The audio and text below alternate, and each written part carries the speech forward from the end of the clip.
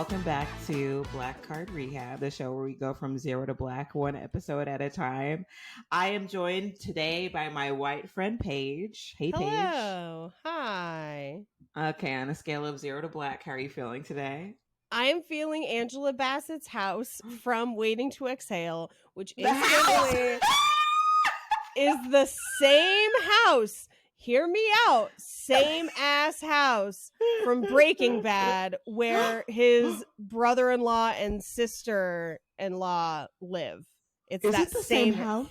Yes, bitch. Yes, because we've been binge watching it, and they drive up to that house, and I'm like, I know this house. I know this house. my I know this house God. that is clearly not in Phoenix, Arizona or Albuquerque, New Mexico. The same wide doors where the cops come up and are like, yeah, you're burning a car in your front lawn. Is that? Yeah, that same house. And they just constantly show it. And it is blowing my mind. So yeah, that's where I'm at today. That is, I thought you were going to say that house because of the car be on fire. Literally. I thought it was because of a that. little bit. I could be that house because that house probably has air conditioning. That would have been another reason. So there's that too. Okay, that makes sense. I like that. I think it's funny because I think we both picked Angela Bassett things because Oh, no way. yeah. So yeah. On a scale from 0 to African American, how are you feeling today? I am feeling Angela Bassett and how Stella got her groove back, but specifically the moment where she's running across the beach. Okay. Because I went on a walk today. That's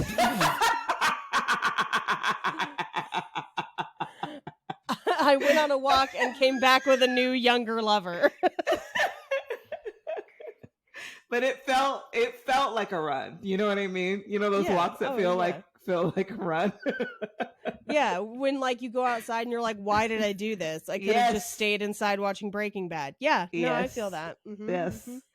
And also that was a movie that helped me understand that there are different types of sand. Like I've seen different types of sand, but like I really realized it in that movie because I remember trying to run on the beach in California, and that shit is nearly impossible. Yeah. And then I was in Florida, and it was like kind of packed down, and I was like, oh, doable. I was like, oh, so she's not. I mean, she is magic, but like not as magical as I thought, you know. I would argue that she's exactly as magical as we always think, but that's just me. Well, today I am very excited to have on a very hilarious guest. I met him in Atlanta. He's a super funny comedian. He's a co-host of a podcast called 4th and 10. Also, check out his YouTube channel, Better Dad. Welcome, Damon Sumner. Hey, what's up, ladies? How we doing? Hey. Hi, good. Thank you for joining us. Oh, I'm excited. Appreciate you having me. On a scale of 0 to black, how are you feeling today? I am feeling Hillary Banks before Trevor died. You know, that excitement. That excitement she had, you know, you could just see that smile, just optimistic. I'm feeling that. That's how I'm feeling. My kids are in Texas with grandparents. I'm loving life right now.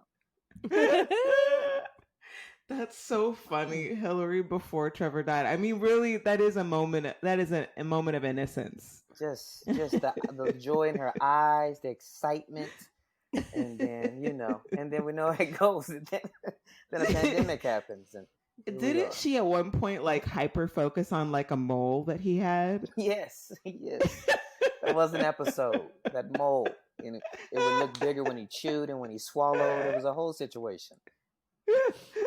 I wouldn't know what relationship broke up that led to that being in the writer's room. That is the question. Yeah. That was a real life experience for sure. It really was. And okay, so tell us what you're going to talk to us today about. So I wanted to talk today about a TV show that kind of came middle school, high school, that kind of was big for me, and I think for a lot of people, which was Static Shock. Okay. Cartoon, on the WB. So that's what I want us to chat about today. Okay, so Paige, had you ever you watched the show before? I I had not seen it. I watched it in the past couple days and was like, how did I miss this show? Because I was a huge like animated Batman, animated X-Men person. Oh, yeah. And I was like, this had to have been on like right around the same time. So I probably did at least catch a handful of episodes back when it was originally on, because that was fully my jam. But I don't remember it. So I did a bunch of research because I was like, how do I not know about this? So I have a bunch of weird fun facts that I'm sure Damon's going to cover. That's fun. Yeah.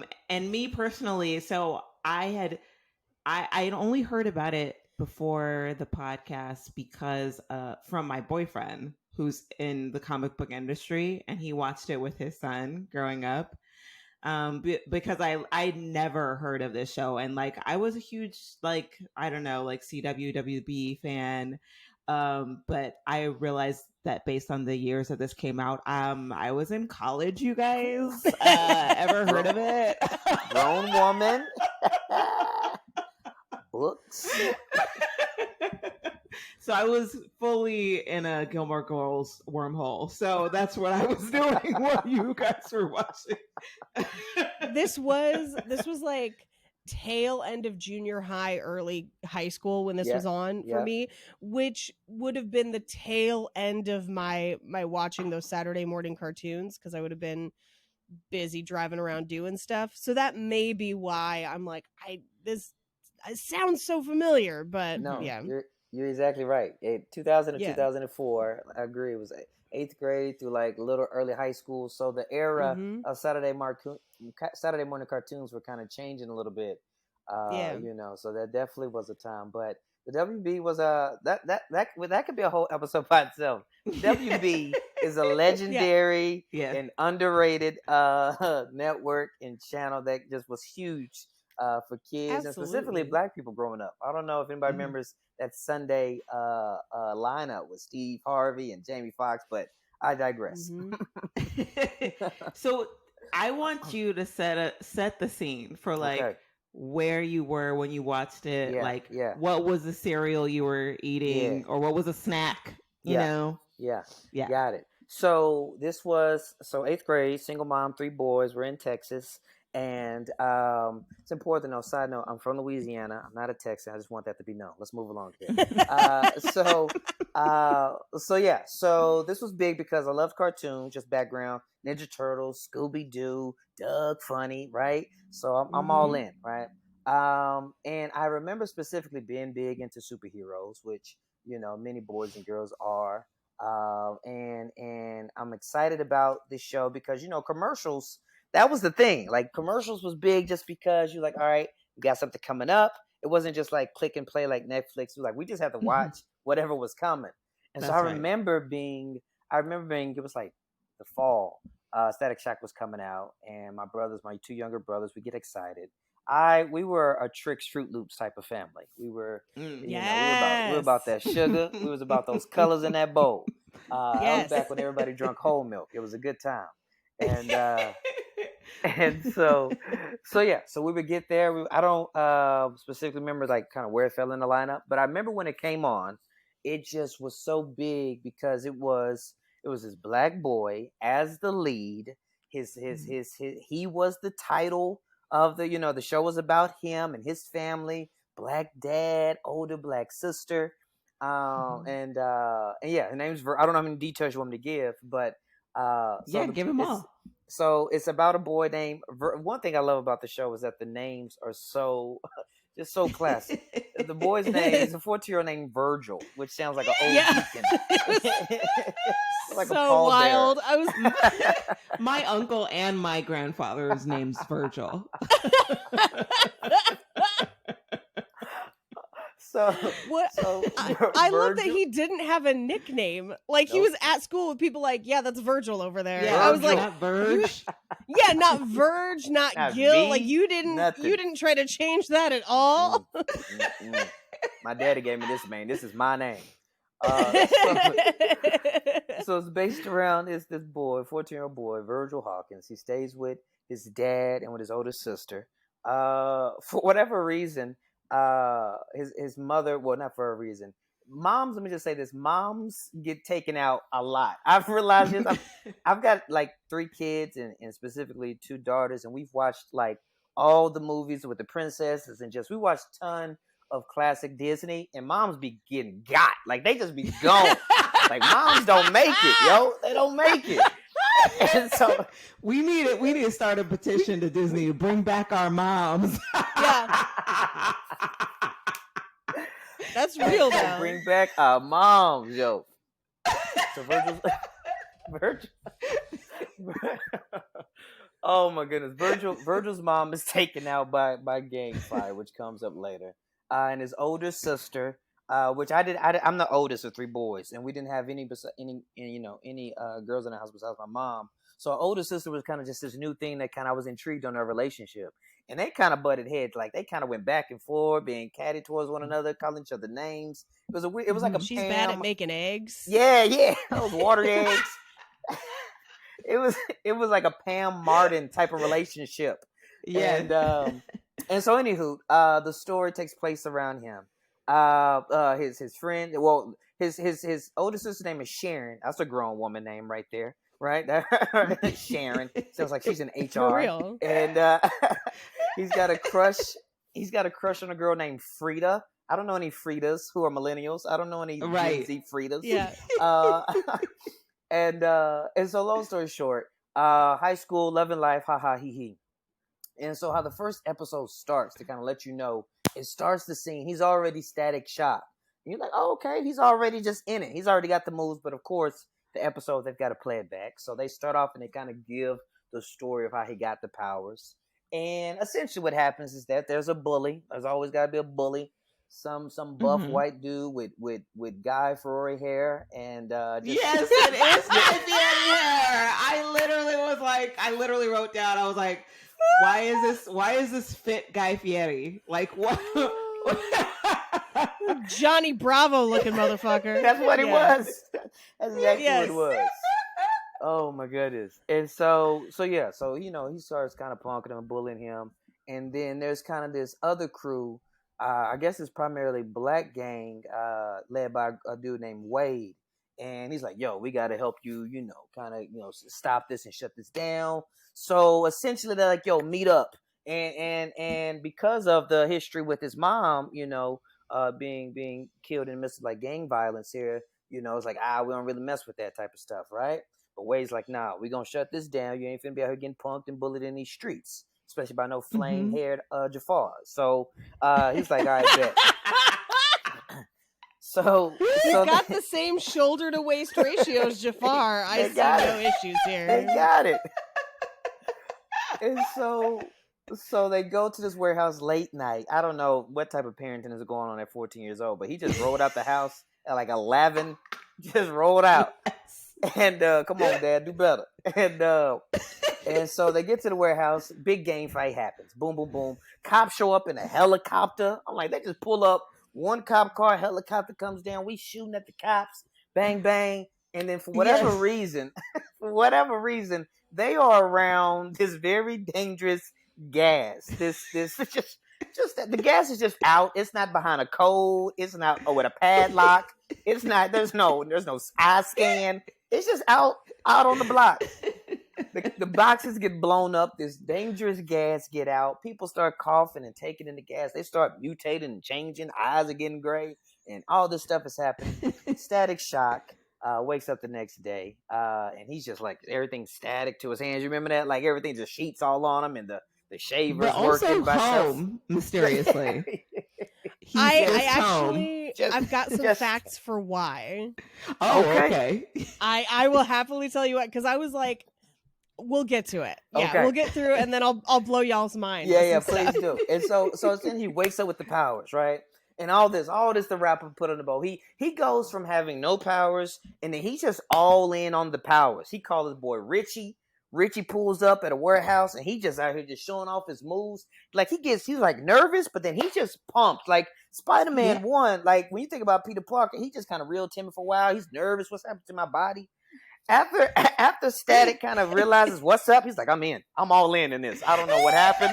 I'm all in. I don't know. I'm all in. which honestly I have to point out is very Black. That's the blackest thing in the world. Very To all of a sudden get powers, I was like, that's what I thought. That's it. That's exactly right. I probably had these the whole time. That's probably Exactly. And so yeah, and that pretty much is the beginning of Static Shock. And so I'll say this, I'll say that for me and my two brothers, this was big again. Just when you're looking at superheroes, we love superheroes, to see this black boy, with his in his black family and just living life. It was really exciting. We were making up moves for Static Shock, and we made up our own names. And as the older brother, I kind of, again, I was phasing out of this phase. But as the older brother, I got two younger brothers. I just it kind of kept going a little longer, just trying to, play and enjoy time with them. But yeah, that was a big thing for us the next few years as it was kind of on WB, because it was just something we had never really seen before. And we haven't yet talked about the theme song. Oh yes. Listen, the theme song. I'll say this: that there's a few knocks, and I'll just give one knock right now. The few knocks that I do have, because in the moment, and we talked about this a little bit beforehand, but like in the moment, it was so huge and so big, and I was blinded.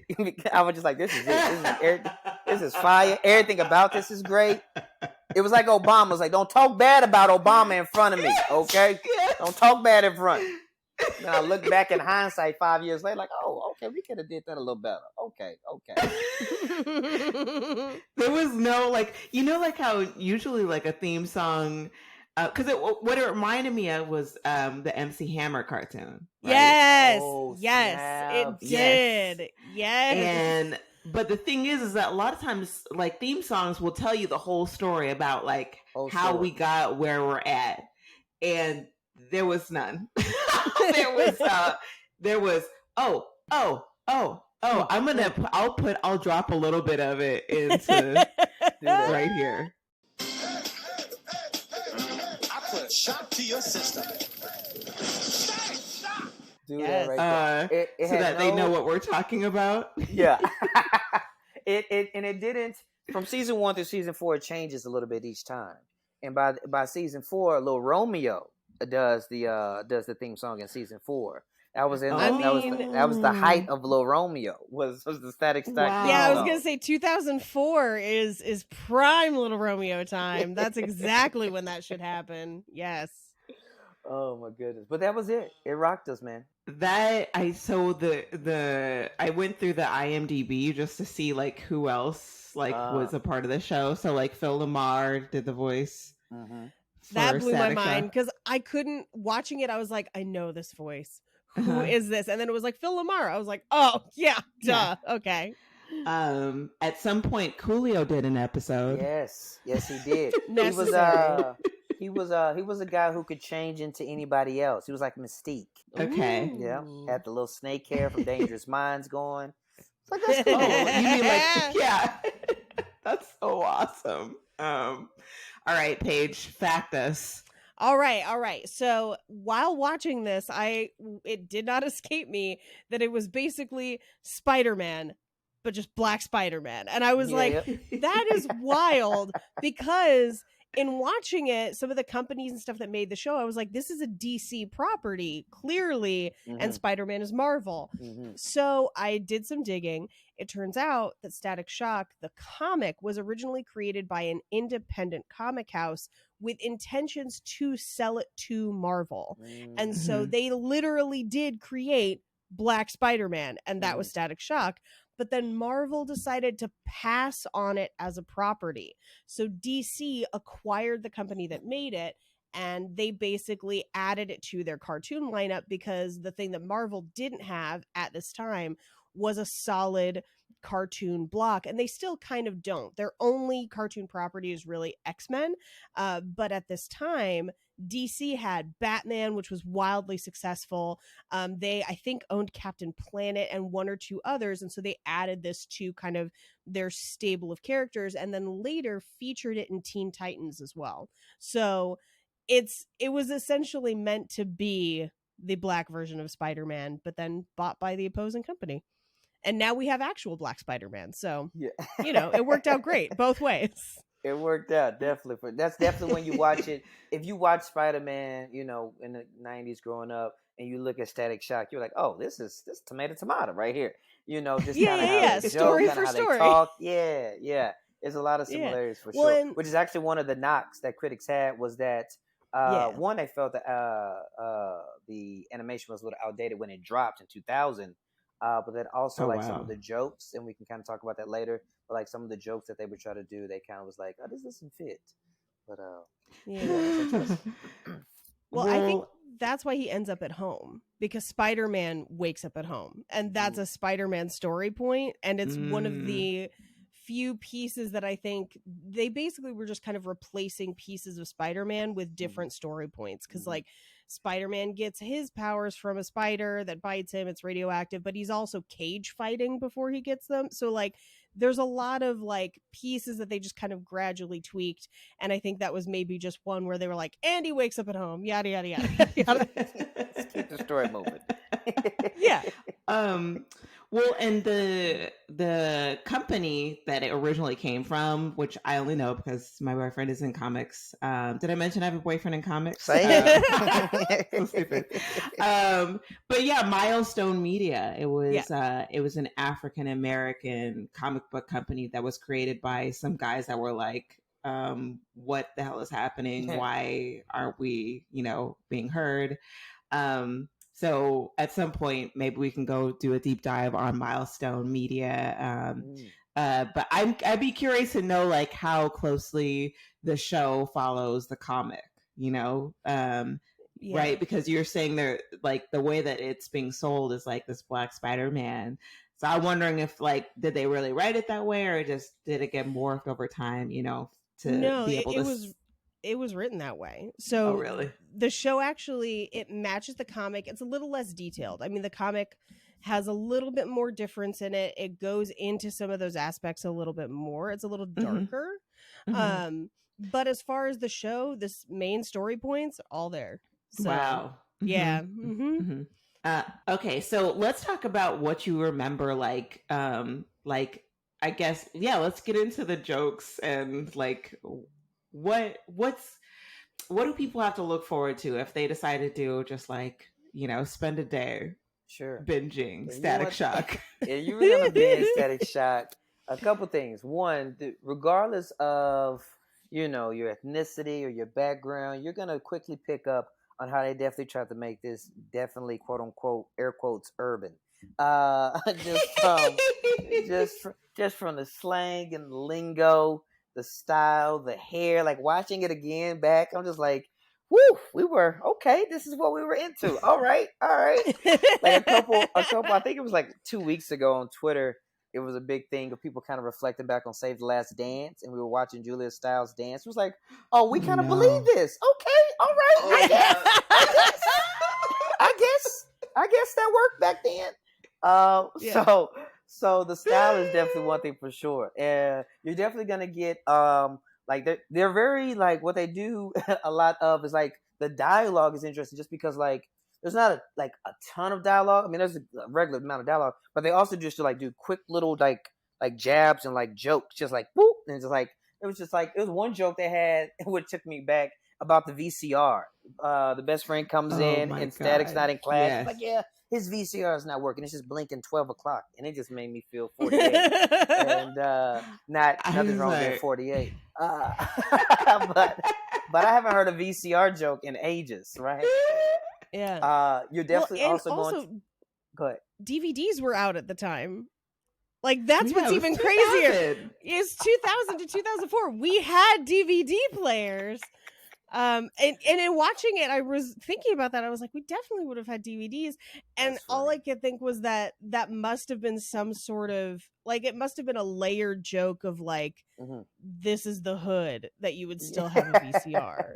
Hilarious. That's funny. The relationship with the dad is interesting too. Just one I do appreciate. Again, we need to bring mothers back. #. But that the dad he's stable and solid. That's something you can respect. He works down at the community center. The daughter, she's doing well. Those are some positives that, again, with us growing up, we're excited to kind of to pay attention to to see that the older to Sharon, the older sister, even though she doesn't know how to cook to save her life, she's in college and she I think she wants to get into medicine and volunteers at the community center as well. So like having a strong family background is something that you can appreciate, especially for being again. And I did a little bit of research here, trying to look back at black cartoons and specifically kind of in the superhero world. We could talk about it in a little bit if y'all want to, but like this was one of the few in general black superheroes. But then I think I forgot, it was like maybe one other one, but definitely not like in a long time, since like maybe the 80s or 70s, where it was like this was the title character. And so having this black family, in animated form, which also helped just kind of bring that home specifically for black kids watching it, was just another great picture. So those are some positives, and I'll stop there. I don't know if y'all had any takes from watching the pilot episode. Well, I did love how like the extent of the dad's parenting in the first episode was don't slam the doors. Yes, sir. Yes, sir. But it felt really real, Oh my! But it's good to know that he gets a little bit more developed and like has a life and it's a little bit more. That probably his mom had probably just passed, so he didn't have many words to say. He was like, "Keep the doors closed. She's gonna cook dinner. I gotta go." All right. Another thing about it too that kind of kept us was that the superpowers were, love them or hate them, they were just different. At least I'll speak from my experience. I had never seen, the typical flying and being fast and being very strong, those typical superhero powers. But this was like electromagnetic, so it kind of added this cool little element of like science, like shout out to black kids in STEM. Like it was just kind of something different that you just didn't never really see. So that kind of added a little originality, at least for us watching it growing up. Like, oh, this is different. Like I don't know if he was flying on a trash can lid or what, but it definitely was. It was definitely cool to see some different type of some power. So that originality and authenticity was something you also was excited about at that time too. Absolutely.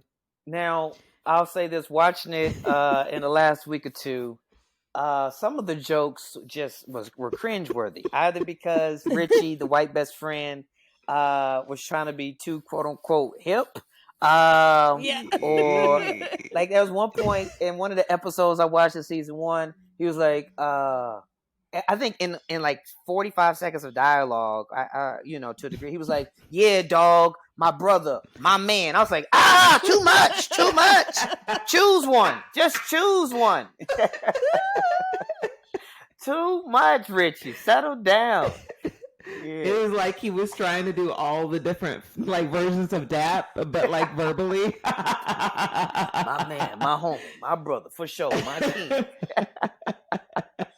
I got it, Richie. You're cool. We all right. We look at the same school. It's funny because I didn't see that episode, but from the first episode, I could tell that was going to happen. Yeah. They had Richie like 8 Mile Eminem back there. They weren't messing around. Forget a Papa Doc, forget a clock. It was crazy. What else was cringeworthy though? I imagine there's like tons of things that you saw, like even plots. I imagine there was a joke in there that was just, I don't know if it. I mean, it clearly had probably went over my head at that time. But in one episode in season 3, this is a little bit of research. My memory's not that good. But a high school friend, a young lady, she comes up, she talks to Virgil and Richie about a swim meet, and she's like, "You coming to the swim meet, right?" Because they're just friends, and she's excited or whatever. And then Richie turns around, it's like 20 young ladies in bathing suits. You better believe we'll be there. And then the camera like freezes and everybody's face is frozen. And I watched it now, especially just as a dad. I was like, "Oh no, that can't make it to the cutting board. We gotta cut that." It was just like a weird.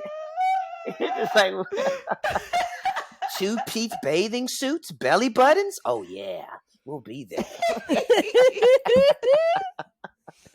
Oh man. And then just some of just in and I now I'm really intrigued to go back and watch some other cartoons that kind of I'm intrigued to see what they were about. But like just the bully, they call him F Stop. Hot Streak became his name, because he was Okay. part of. I didn't really get into the villains, but on the other side, you had were the metahumans, right, which is everybody who had the powers because of the Big Bang. The Big Bang was what the cop shot up and everybody smelled the gas, etc. And then the Bang Babies, a lot of slang. And then the Bang Babies. Oh shit, the Bang Yep. Babies. Bang Babies was Doesn't sound right. It don't sound right. All right, it sounds like an incognito window. It don't sound right. All right. And the Bang Babies were the bad guys who kind of come from the Big Bang. And so anyway, Hot Streak, him always being.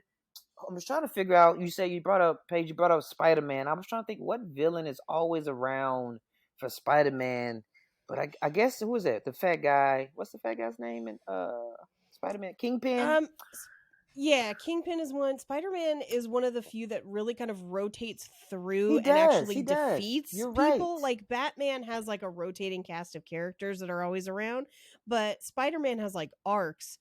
The big one, Green Goblin, is the one that people always remember. Yeah, Green Goblin and Goblin. Sandman. Yeah.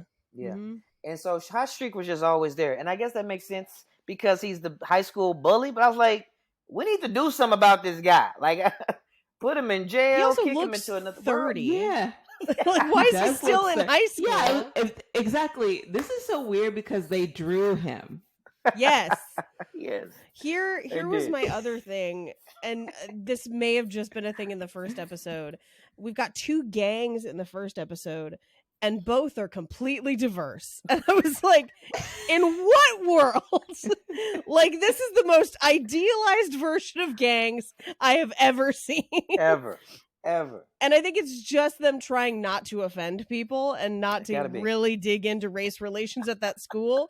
But I was Oh just my. like, what? Where? And then their fight kind of looks like the reporter fight in Anchorman, where it's just 1-to-1 fights, and then the helicopters come in. But yeah, the gang fighting, I was like, I feel like these people have never seen a gang. Well, in the first episode, Wade, he got a light green do-rag or something on. Yeah. He's got like his mama's scarf on his head. He looks like he looks like his gang came out of fighting for communism in the jungle. Like, that's what they looked like. He's got like almost a safari shirt on. Here's a question, because I didn't get this far.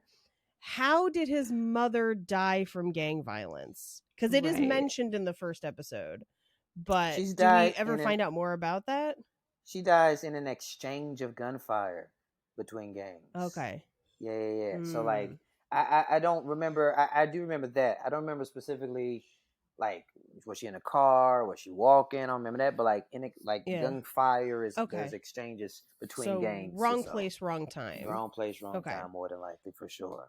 Yeah. And she's a topic that they don't bring up too much. Kind of get like in too much depth of it here. It's usually kind of kind of get into it, bring the episode down to an end, and keep it moving. But anytime they do bring her up, it's kind of always this thing of she was great, or sometimes he'll have moments where Virgil, he'll kind of say like, thanks, Mom, like in case like Sharon doesn't cook a meal, or Dad doesn't catch him sneaking out, or whatever the case may be, something like that. But yeah, that would happen with her. Oh, interesting. Yeah. Now, one thing was interesting. I don't know if either of you were into like action figures with any cartoons or anything like that, but me and my brothers, again, this was another piece of the puzzle for kids, at least in my neighborhood growing up, specifically in my family, was that action figures were huge, right? Merch was huge. If a movie came out back in the day, McDonald's was going to drop it. Look at what she's showing you. She's showing you her. Okay. Yeah, so for people who can't see, Paige is showing her several shelves of action figures. Yeah. I still own many action figures. That's yes. what I'm talking about. But this was one of the reasons many people said that it got canceled, was that the merch also was doing poorly. And so, back in that time, again, commercials was a spot. Hot Wheels, you know what I'm saying? Cereal commercials, like whatever it was gonna sell. Star Wheels, right? All that jazz. And so the merch wasn't selling hot, and it was a thing where, you know, for us, we had one. We had he was on a little trash can lid, and we kind of, you know, he played around with Batman or whatever. But merch was king. I don't know how it is now. We don't really have a ton of toys that are based off of shows for my kids growing up right now. But back in the 90s, it was in, you know, early 2000s, that was it. So that was another really piece of the puzzle. surprised that there was no, like, that you couldn't get it in a McDonald's Happy Meal. Like, the amount that the McDonald's has tied themselves to the Black community. And that is shocking. Right? Yes. They couldn't get... They couldn't. I'm so upset. Like, half that shelf is Star Wars McDonald's figures. Like, this is upsetting. Maybe opportunity. Maybe this was a different management. Maybe it was a guy on the come up hadn't come in yet and changed the game. I'm on the case, Crystal. Okay. You're right. You know, the McDonald's, they'll give that information about that Negro Fund very quickly, but they couldn't push the Static Shock. Exactly. They couldn't push the Static Shock. I mean, really, help the community out. Help the community of Black superheroes out. Now, so when I was talking about that research here about the superheroes, and I was looking into it, I was like, you know, Static Shock, he came, I was like, he definitely wasn't the only Black superhero. But again, we're talking about the lead. The show is about him. It's the name of him type of deal. And so the last thing I found actually wasn't it was actually live action. Shout out to Jet Jackson. All right, pull some juice out. Oh, Jet Jackson, yeah. And that was a live action, right? Kind of this, not necessarily quote unquote superhero, but just kind of like this, you know, just kind of in that world, right? And they go Silverstone for sure. Yeah, for sure, right? And then you had, of course, shout out to G.I. Joe, Doc. He was out here holding it down. My man, I had to research him. I didn't know this guy. Lothar. Did y'all know about Lothar? No, Lothar? I did not. 86, 87. Defenders of the Earth. It was a group of 4, like an A-team type of crew. He was, when they had his action figure, he was quote unquote Caribbean ninja. Don't think he was from the Caribbean though, but we move along. And you know, and you have to keep going back and back further. Then you get into the late 70s with Microman and Super Stretch, which came out in 78. Now, isn't there's a Stretch villain in Static Shock? I saw him in at least in the theme song. It showed like and I didn't know who it was, but I had to look it up later. But it looked like the Samuel L. Jones character though in Incredibles. Incredibles, yeah. Was he purple? Was he purple? He was purple. Yeah. Okay, so are you guys ready for this? I have a McDonald's update. Oh, okay. I'm excited about this. So Static Shock was included in the Justice League Unlimited series, but it wasn't carried at McDonald's. It was carried at Hardee's Carl's Jr. Are you serious? What a miss. Are you kidding? Mm-hmm. They send Static to Hardee's? God, no. They send Static to Hardee's. The disrespect. Wow. It is disrespect. I know. There's one on eBay for $44.95 if you want one. I can send you the link. I think I've been to Hardee's once in my life. Oh my goodness. Superheroes. Yeah, so wait, so who was that that stretchy guy? Yeah, so he was a friend of, that was actually the brother of Sharon's boyfriend. So they start out as a villain, little plot development, and then they become sidekicks. So it kind of had a little arc. So essentially, I forget his name, his fake name, his superhero name, but Adam is his name, real name. And yeah, he becomes like a sidekick. Because in season 3, then going into season 4, Richie, I don't know if you knew that, Richie becomes a quote unquote superhero as well. He gets really? Yeah. He kind of gets powers from as they call it secondhand powers, just being around Static so long and so much. So yeah. I was thinking radioactive mayonnaise or something like that. He's able to be like a super genius, so he's able to help create all the machines and the gadgets and all that stuff for him. So useful. You know, it has there was a lot of hope, but the weaponized urbanry of Richie and the language and the slang and that theme song hurt me when I watched it again. Because y'all know theme songs in the 80s and 90s, they could make a sitcom or a show. DuckTales, man. I know. DuckTales. Like, just could. Honestly, you guys, fucking gummy bears. Come on. Yeah. That was the shit. There was no holding back. Whoever sang those songs, like, there's a comedian that has a joke. I think it's Baron Vaughn. It is Baron Vaughn, yes. Yeah. About not, like, how they just went from 0 to 100 in those songs. Like, they did not hold anything back. And how, like, no one can hit that note in Gummy Bears. Yeah. Like, it's like Aretha levels of singing talent. Yeah. Yeah. So the theme song was like Darkwing Duck. Like, you had a hot theme song. You could make something happen. Tailspin, all that jazz. Yeah. Well, okay. So one thing that I thought was interesting was, at least in the first episode, like, I know you've been talking about how, like, some of the jokes were cringeworthy. It felt like the writing, though, like, it felt more realistic for the Black people than for everybody else. Like, it felt real, like, Static's dialogue felt like what a Black person would say, and then Richie's dialogue felt like what a Black person thought a white person would say.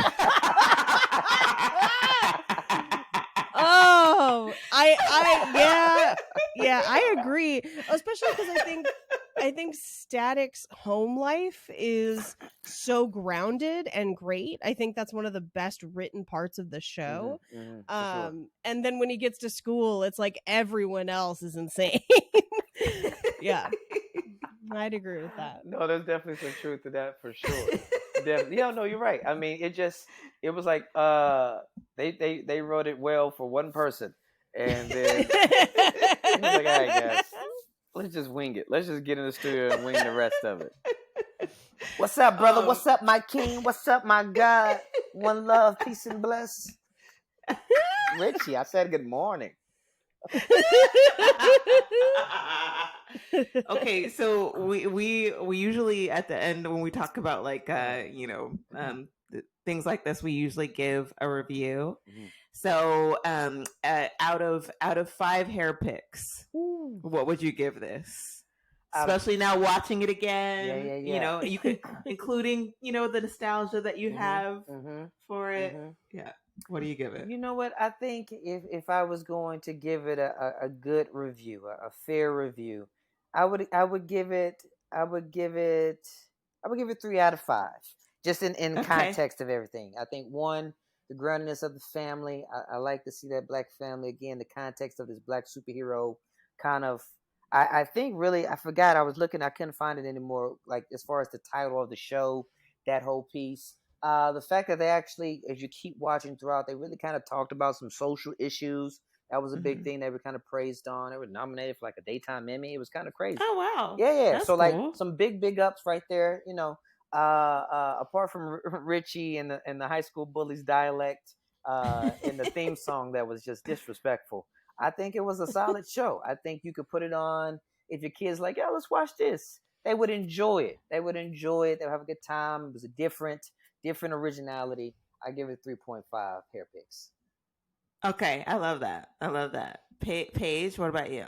I'm gonna be a little more generous. I would give this probably about 4 hair picks. Sure. Because I do think a lot of shows from that time do not hold up. And this one I was like, okay, yeah, I'd put a kid in front of this today and they would still enjoy it. It would still be fun. It reminded me so much of those DC cartoons that I loved, that I'm like, I have a weird piece of nostalgia for it, where I was like, this is a lot like Batman. This is a lot like X-Men. I think kids would still love it. Huge fan. I think if you're a Spider-Man fan also, pop this in, because it's similar but different. It's different enough to like tug at the things that you like about Spider-Man, but then also have this whole different narrative that's pretty cool. Yeah, I'm gonna agree. I'm gonna give it 4 out of 5 because the first episode did end on a significant cliffhanger. And I wanted to know more. Like, I bought this on Amazon Prime for $2 so I could see that first episode. Yeah. And I was like, well, fuck. Now I'm gonna have to. Now I gotta cough up $14 or whatever for the rest of the season. Okay, well, before we wrap this up, this was very fun. I love this. Because this is what I was thinking about the whole time when I was listening to the theme song.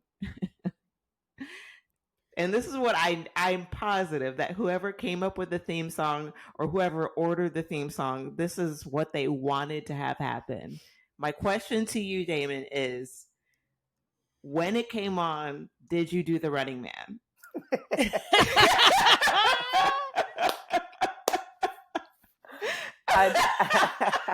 I didn't do the Running Man, but I did work my shoulders. I did work the shoulders in a little bit. Oh man, taking me back. Goodness gracious. I gotta go back and find that MC Hammer cartoon. Now I gotta go back. I forgot that existed until 10 minutes ago when you brought Hammer it was up. the man. Hammer had an era. He really did. I went to school with his kids, right? What? No, you never did. What? Okay. So I grew up in the Bay Area. Hammer lived in Oakland, and we went to a private school with his daughter Akiba, and she was about a year ahead of me. Yeah. Mm-hmm. But we knew her. We weren't crazy close friends because we were a year apart, but we would see him dropping his kids off and stuff. Yeah. It was wild. Now, when he dropped his kids off, was it from up above with floating pants? Because that's how he did it in the cartoon. Parents had to there was a car line where people would drop you off, but parents would usually get out and walk people in, and so he'd walk in his full hammerness, as much as you could be hammer. So you mean sideways? Yeah, the crab walk. As much as you could be hammer in sweats. Where he's dressed down, but he's still hammer. And he would just be like, "Do you have your lunch? Okay, great." But a totally normal dad. Love it. Yeah, a total Virgil is what you're saying. Yeah, absolutely. Virgil. Yeah. Good old Fremont, California. Yes. That's awesome. Well, Damon, tell everybody where they can find you. They can find all your stuff. Yeah. Check me out on Instagram. Damon Jr. 2, DAMONJR, the number 2. Again, like Crystal said, I've got a YouTube channel where I kind of focus in about parenting as a father of 3 called Better Dad. I was going to tell you about my website, but there's no show dates because the world's on fire. But yeah, this has been a lot of fun, ladies. I definitely appreciate you letting me be on here. Yay. Yeah. Thank you so much for being on. You guys, thank you for listening, and we'll be black next time.